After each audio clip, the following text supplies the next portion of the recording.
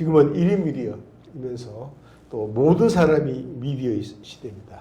AI 소비자이자 생산자의 시대에 그 미디어와 AI 관계에 대해서 깊이 있게 논의할 필요가 있다고 생각됩니다.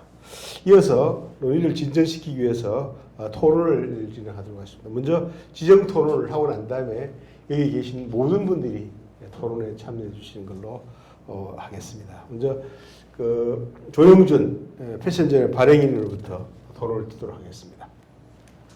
네, 반갑습니다. 저는 1991년도에 그 전문지 기자로 출발해가지고 이제 34년을 맞았고요. 그 다음에 이제 언론사를 이제 전문 언론사를 설립해가지고 28년이 됐습니다. 미디어에서 느끼는 AI의 체험 이런 것들을 바탕으로 해서 제가 질문을 몇 개 우리 강 교수님한테 드려보겠습니다.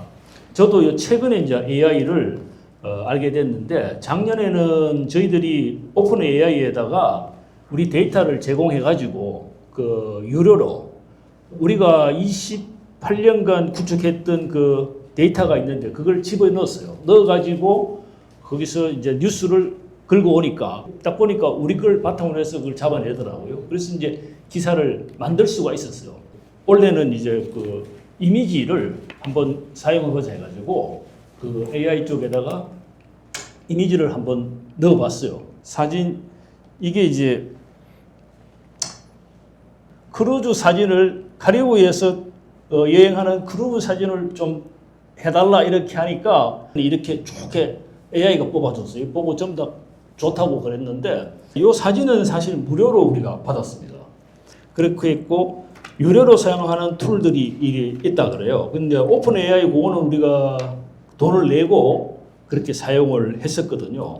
근데 이게 막 많더라고요. 유료, 무료 이런 것들이 있는데 이런 현장에서 유료 툴의 경우 비용이 어떻게 되는지 그런 것들을 좀 우리 교수님이 가르쳐 주실 수 있나 해서 여쭤봅니다. 오케이.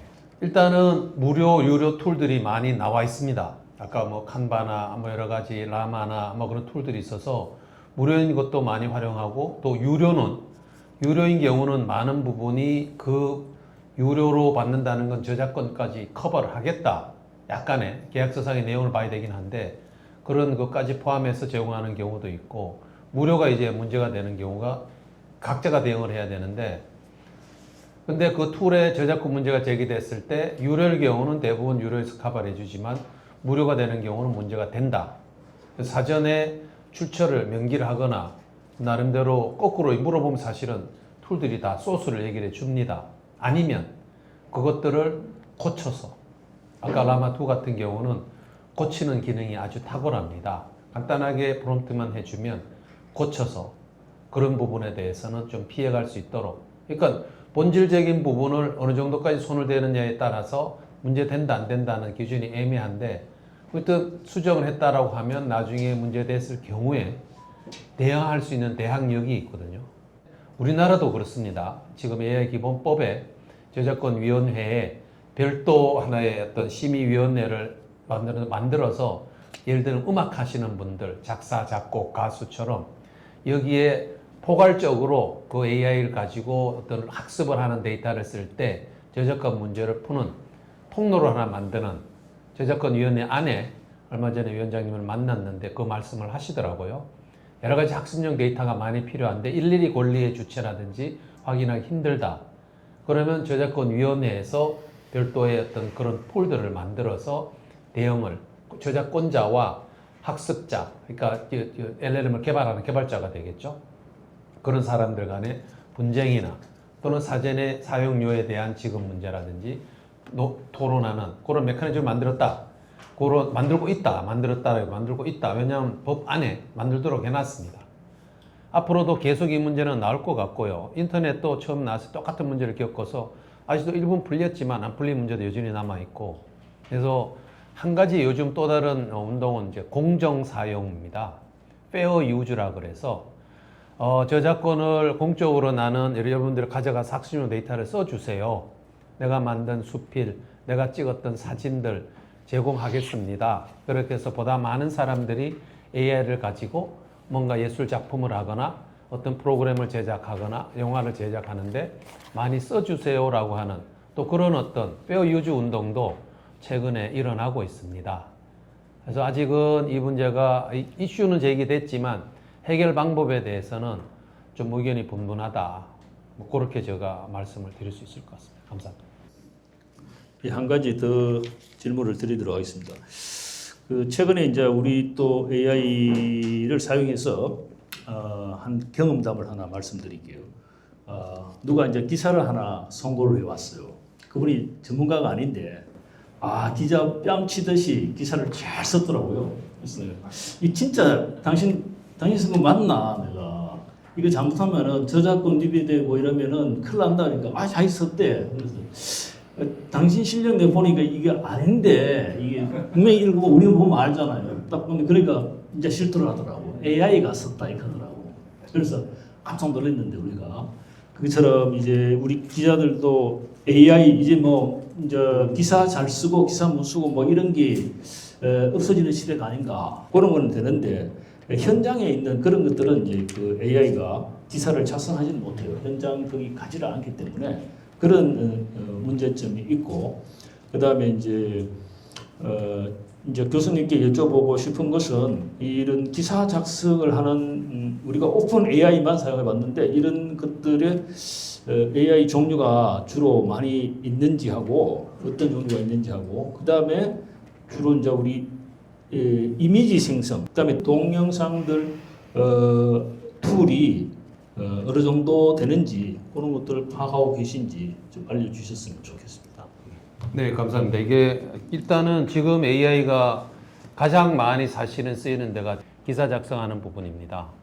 왜냐하면 AI가 텍스트 형태, 라지 랭귀지라고 말하는 것은 주로 텍스트 형태를 말합니다. 학습을 가장 많이 했기 때문에 기사라든지 이야기를 만든다든지 시를 쓴다든지 시나리오를 쓴다든지 하는 데는 가장 좋은 하나의 어떤 성과를 만들어냅니다. 챗GPT든 퍼플렉스든 크로드든 무슨 뭐 미스트랄이든 국내에 있는 뭐 글로바엑스든 엑사원이든 기사 작성이나 이야기하는 거는 아주 탁월한 성능을 갖고 있고 그거를 그 문구 하나하나를 가지고 어떻게 좀 문제 삼을 수는 아마 없을 겁니다. 왜냐하면 창작을 했기 때문에 그놈이 그대로 똑같이 쓰는 경우는 흔치가 않습니다. 거의 영상의 경우는 좀 더 이렇게 언어로 표현된 거 랭귀지보다는 비디오는 좀 더 쉽게 판별이 가능할 수도 있지만 그 한 장, 한 커트가 아니라 전체를 연결해서 봤을 때는 이것도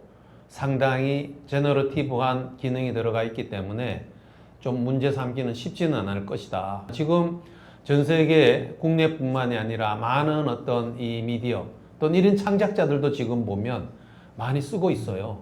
근데 분명히 거기에 하나하나 까면 하나하나 분석을 하면 법적인 문제 제기가 가능한 부분이 많다.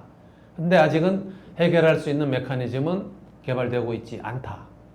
그런 게 현실이라서 앞으로 이런 부분은 좀 공론화, 그 다음에 기술적인 대책, 법제도적인 대책, 그 다음에 어떤 그런 저널리스트나 그런 부분들의 어떤 이 윤리 강령이라 행태적인 그런 대책, 다양한 측면에서의 어떤 솔루션이 필요한 어떤 상황입니다. 그 정도로 말씀을 드리겠습니다. 감사합니다. 예, 마지막 질문입니다. 예, 이거는 굉장히 포괄적으로 생각해야 되는데 우리가 아까 말씀드렸던 것처럼 우리 패션 저널 텍스타일 라이프에 9년 정도 된 데이터들을 모아서 오픈 AI에 일부를 제공한 적이 있습니다. 그렇게 하라고 누가 시키더라고요. 그걸 데이터를 넣으면 아까처럼 걔네들이 그 데이터를 바탕으로 해서 기사를 뽑아준다 이거죠. 근데 제가 우려하는 것은 그때 초창기 때 우려했던 것들이 지금 나타나고 있더라고. 미국에서도 언론사들이 오픈 AI를 상대로 해가지고 소송을 걸은 사례가 지금 계속 나오고 있거든요. 뭐냐 하면은 자기네 데이터들을 이 AI가 다 가져간다 이거야. 가져와가지고 자기는 돈벌이 하면서 언론사는 아무런 도움이 안 된다는 거예요. 그러면은 우리는 데이터를 AI 쪽에 제공해 주면은 우리가 갖고 있는 그 데이터는 AI가 다 발췌해서 어떻게 가져가나요? 아니면은 우리가 그 삭제해버리면은 AI는 그 데이터를 잃어버리나요? 제가 생각하기에는 삭제를 해도 그 데이터는 이미 AI가 가져갈 것 같다는 생각이 드는데 교수님 의견은 어떠신가요? 사실은 기사 작성하기 위해서는 많은 어떤 노력, 시간, 비용. 근데 그 부분을 이제 어떻게 보면은 뭐 무상으로 또는 유상으로 제공을 해서 그 LLM 모델의 어떤 신뢰성, 그 LLM 모델 입장에서는 좋은 어떤 좋은 기사, 좋은 어떤 사진, 좋은 뭐 비디오를 만들 수 있는 재료를 쓴 거죠. 수익은 그들이 가져가면서 그거를 수익을 만들어내도록 재료를 제공한 측에 대해서는 충분한 보상, 배상, 뭐가 되든 형태의 리워드가 없다 또는 부족하다. 이 논란이 지금 그겁니다. 이 글로바엑스 같은 경우는 과거 50년치 언론, 우리나라의 주요 언론 기사를 다 학습을 시켰습니다. 근데 그 주요 그 학습시킨 데이터에 그 개별적으로 지불한 것은 사실은 없어요. 없어요. 이게 아직 지금 말씀처럼 어떻게 그런 집단적으로 집단 소송이나 미리 비슷하게 갈 수 있는 소지가 큰데 풀 수 있는 메커니즘 자체는 아직은 어쨌든 다시 원래 처음에 콘텐츠를 갖고 있는 사람들의 걱정 부분을 좀 덜 수 있는 그렇게 해서 그 또 LLM 만드는 사람도 그런 많은 데이터를 학습을 해야 좀 더 훌륭한 신뢰성 높은 콘텐츠를 만들 수 있으니까 그 중간에 문제 해결을 위한 뭔가 사회적 어떤 제도 또는 메커니즘이 필요한 건 사실입니다. 감사합니다. 그 저널 발행인으로서 현장에서 발생하는 당면한 AI 문제에 대해서 전문가 입장에서 아주 시원하게 답변해 주셨고, 그다음에 임성국 그 젠포의 대표께서 토론해 주시겠습니다. 우리 강 교수님께서 주제 발표하신 내용 중에 이 인공지능에 관련한 이 LLM의 환각작용 관련한 이야기를 많이 하셨거든요. 그래서 제가 오늘 오기 전에 그 인공지능한테 제가 명령을 했어요. 어떤 명령을 했냐면 2025년 11월 19일자 전자신문에서 그 탑10으로 중요한 비즈니스적으로나 이슈적으로나 아니면 경제적 효과나 이런 것들을 참조해서 탑10의 뉴스를 뽑아주는데 출처와 근거와 기자의 이름까지 정확하게 검색해서 그 근거를 가지고 10가지를 정리해서 올려달라고 제가 명령을 줘요. 그래서 받았더니 아주 정리를 잘해서 오늘자 전자신문의 그 탑10 뉴스들을 다 발췌를 해놓고 출처에 어느 기자가 썼는지까지 다 명시를 해서 저한테 자료를 제공하거든요.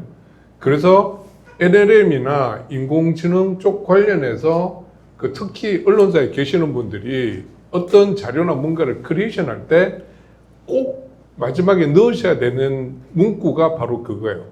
너가 대답해주는 자료에 출처와 근거와 증빙 자료를 링크로 남겨달라고 명시를 하시면 실은 답변을 받고 난 다음에도 이 내용이 진짜인지 가짜인지 쉽게 구분해서 확인하실 수 있어요. 그래서 그런 부분들을 잘 명심해서 두시면 좋을 것 같고요. 그래서 제가 그 궁극적으로 말씀드리고 싶었던 내용들은 AI의 장점도 있지만 분명히 단점도 있거든요.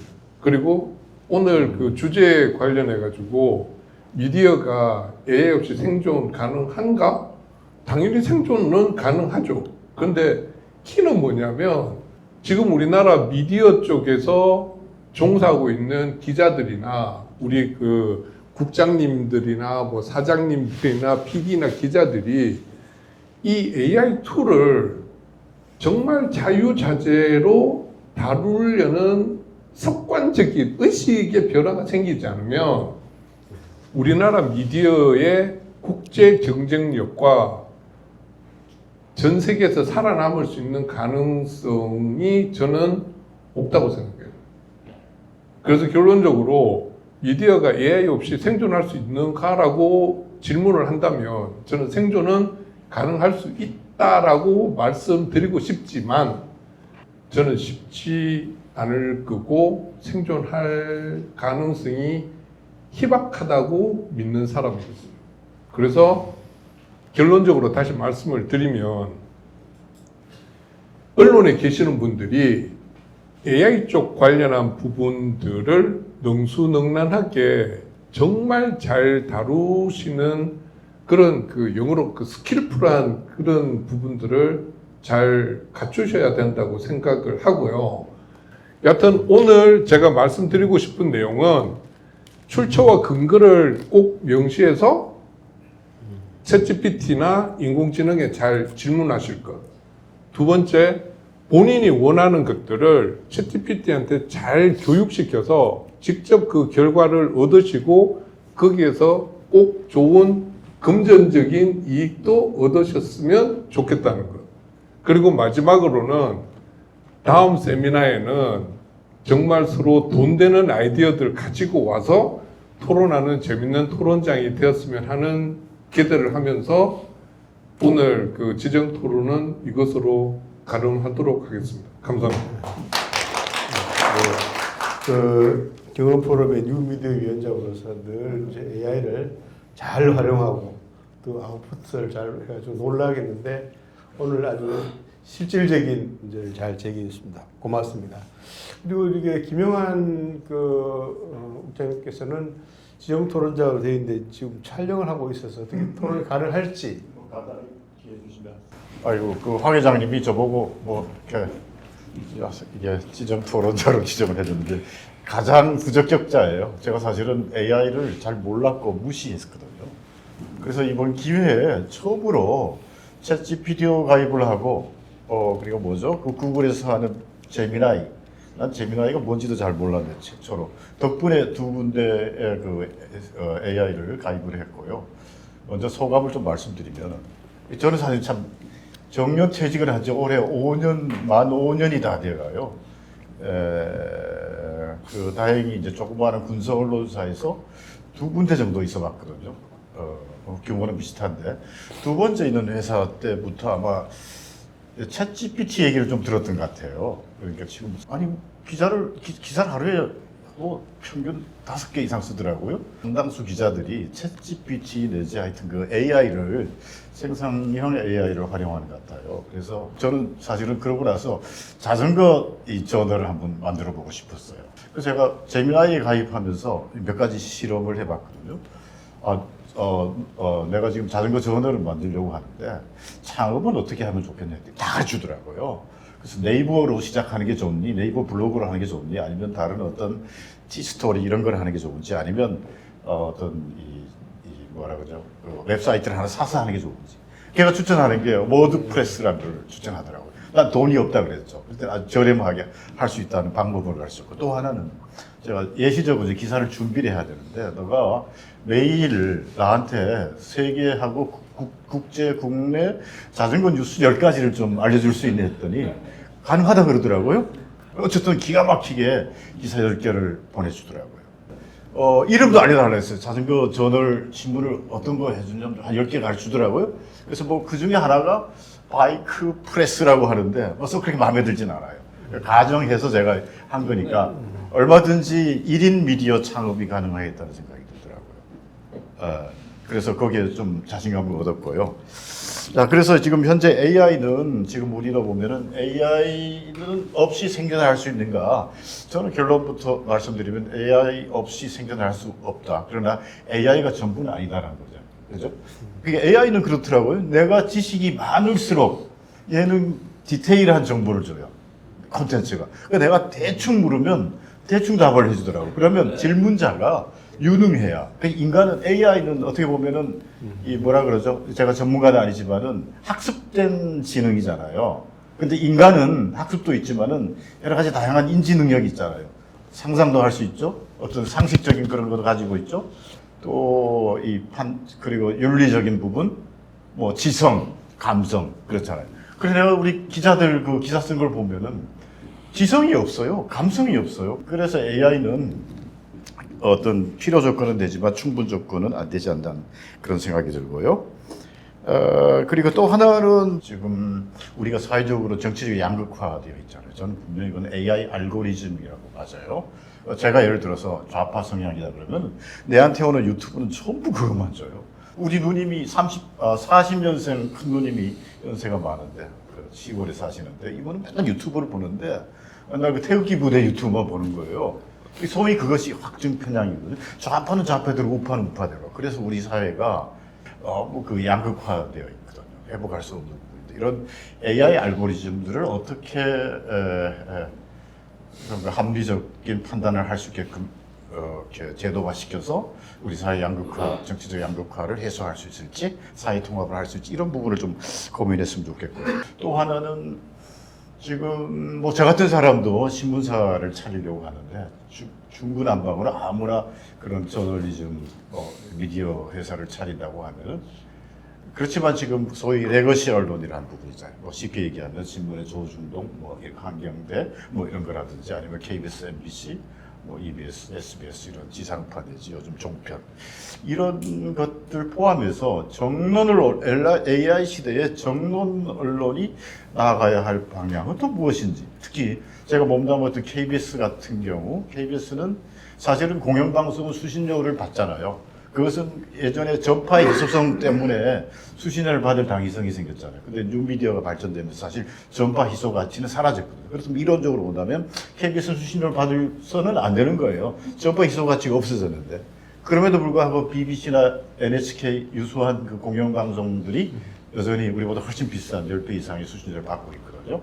그러면 이 다채널 시대 그리고 AI로 인해서 수없이 난무하는 미디어 시장에서 과연 공영방송은 어떤 존재의 가치를 찾아야 될지. 공영방송이라고 하면 사실 공정성과 다양성이잖아요. 시장 논리에 맡기면 누가 돈벌이 안 되는 시청률 안 나오는 거를 누가 만들겠어요. 그런 것들을 그러니까 시장성으로 보면은 돈이 안 되지만 누군가 해야 될 때 사회적 합의로 각자 부담을 해서 그 수신료죠.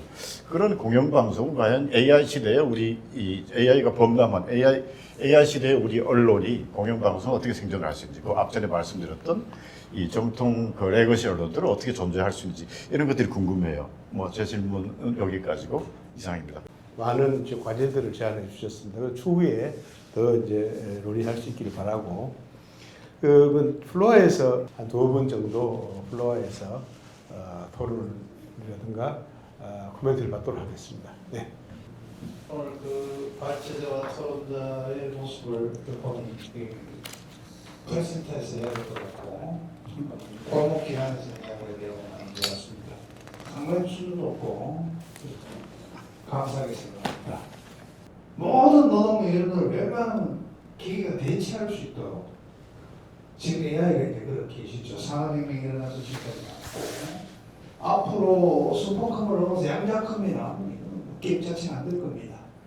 슈퍼컴의 100만 년 연산 속도를 양자컴이 1초에 30조 배입니다.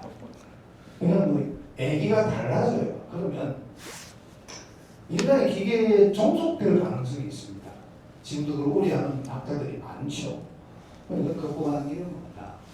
본래로 돌아가자 이거죠. 노동 같은 거, 돈 벌고 노동 등등등을 이제 기계에 맡기고, 그 인간지성, AI 인공지능이 아니고 인간지능을 높이는 쪽으로 우리가 방향을 틀어야 된다는 거죠. 사회적으로. 그걸 얘기하는 사람은 별로 없어요. 책을 쓸 수도 없고, 책 써봐야 안 팔릴 거고. 그래서 그동안의 인류 역사에서 수많은 종교들이 있었고, 어떤 이제 반타작밖에 못했어요. 한마디로. 지금 역효과가 많이 나는 시대인데, 이 시대에 우리가 기술혁명, 과학혁명의 시대, 정치혁명을 일으켜야 된다고 저는 강조를 합니다. 그래서 이쪽을 자꾸 이렇게 지성을 발달시켜 나가자. 국가부터, 내 개인부터. 그러면 아까 말씀하신 그 알고리즘, AI 알고리즘도 해결이 될 거고, 전쟁이나 분쟁도 많이 해결이 될 거고, 인간성을 자꾸 회복하고 자유로 돌아가자. 노동은 기계에게 맡기고. 그런 운동을 좀 해야 될 것 같아요. 저는 평생 돈 버는 일은 별로 나갑지 않게 여기 왔기 때문에 오히려 아예 평생을 내서 버려버렸어요. 대신 이제 이런 쪽으로 생각을 해봤는데 오늘 주제하고 좀 안 맞지만 큰 틀에서 그런 방향으로 갔으면 합니다. 토론 발제 감사합니다. 다시 한번. 네, 그런 질문은 아니고 코멘트이기 때문에 도움을 받도록 하고 또 쪽에서 지금 특수 시간이 저희가 한 개만 하면 아마 할루시네이션을 얘기할 때 판례까지 얘기 안 하실 텐데 지금 판례 문제가 심각해요. 가짜 판례를 지금 이게 이 AI 동에서 변호사가 이제 귀찮으니까 AI한테 시키니까 가짜 판례를 얘가 만들어가지고 법원에 제출했어요. 지금 이 신고하고 지금 뒷벌에 들어가고 있는데 이제 진행을 할 것인가 말 것인가 지금 나타나고 있습니다. 좀 아까 전에 너무 출출하게 되고 그래도 안 돼요. 그게 중요한 문제예요. 지금 그것이 만약에 한번 하게 해야지 출출 나왔다 근무 많다고 했다 올클링 하면 다시 다칩니다. 제가 실제 많이 경험했어요. 그래서 말안 했습니다. 이런 식이 있게 되는데 저는 삭삭 빌어요. 죄송합니다. 기억이 나지만 이거 정말로 하루시에서 심각합니다. 정확하게 알고 계셔야 되고요. 그래서 앞으로 이 문제가 영국에서 일어난 사건인데 영국에서 이렇게 해가지고 잘못된 판결을 하면 영국의 법에 의하면 법적 모독에 해당돼가지고 벌금 또는 최대한 징역 2년까지 받을 수 있다고 영국 법에 나와 있고요. 그다음 미국은 최근에 워싱턴 포스트에 의하면 AI가 생성한 회의 정보가 미국 법원에 제출된 사례가 2023년 6월부터 2023년 올해까지 95건이 제출됐는데 올해 제출된 건 58건이에요. 갈수록 늘어나고 있습니다. 또 거의.